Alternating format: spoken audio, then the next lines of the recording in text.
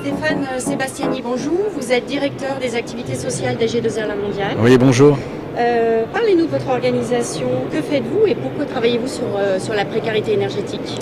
Alors le groupe AG2R La Mondiale est un grand groupe de protection sociale et moi j'interviens plutôt dans la branche des activités sociales. Il faut savoir que historiquement les partenaires sociaux qui ont monté ces groupes de protection sociale et notamment les caisses de retraite complémentaires ont créé dès 1948 une action sociale qui était très tournée vers la question de l'individu au départ, des aides individuelles et plus en plus on a monté des projets dits collectifs. Alors sur la précarité énergétique, on y est arrivé il y a à peu près 6 ans. On fait beaucoup d'aides individuelles aux personnes qui sont des ressortissants d'AG2R. On paye 25% de retraite complémentaire en France, donc on a beaucoup de monde et on a à peu près 15 000 aides individuelles par an. Et parmi ces aides individuelles, malheureusement, on avait beaucoup de dettes énergie. Donc voilà, de dettes et de factures d'impayées. Et avec les administrateurs, on se dit mais comment on peut agir de manière plus globale? Donc on a monté d'abord un appel à projet qui s'appelait Porteurs d'idées énergétiques. On a essayé d'aider des structures comme Réseau Ecohabitat à grandir. Ça, ce sont les solutions que vous proposez? Ça a été notamment une démarche plutôt d'essayer de structurer une réponse. Voilà. Et c'est vrai que rapidement on s'est dit essayons peut-être de réhabiliter et aider à la réhabilitation des logements de nos ressortissants plutôt que de payer des aides individuelles parce que quelque part c'était un faux investissement. D'accord, merci. Vous faites partie du collectif Stop Exclusion Énergétique.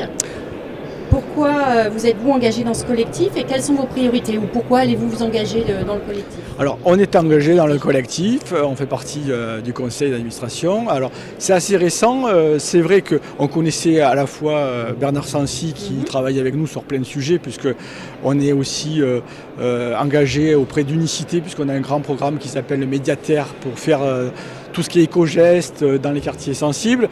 Et Bernard, voyant beaucoup de projets qu'on finançait, nous disait que ce serait quand même intéressant de nous rejoindre puisque du coup on sera beaucoup plus impactant, massifié ensemble. Et c'est dans ce cadre-là qu'on a rejoint Stop Exclusion Énergétique. Et quelles seraient vos priorités dans le cadre de ce collectif?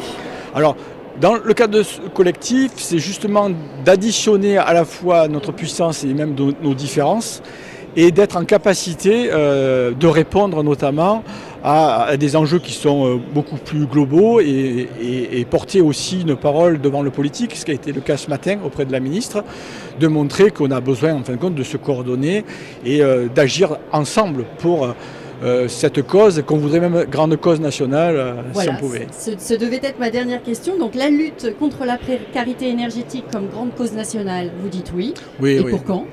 Le plus tôt possible pour essayer, je pense, de répondre de manière massive à cette question qui sera à la fois une lutte contre la précarité mais qui répond aux défis climatiques. Voilà, donc je pense que ce serait vraiment un beau projet qui serait même aussi créateur d'emplois parce qu'il y a beaucoup d'emplois créés en la matière. Merci. Merci à vous. Bonne journée, au revoir. Au revoir.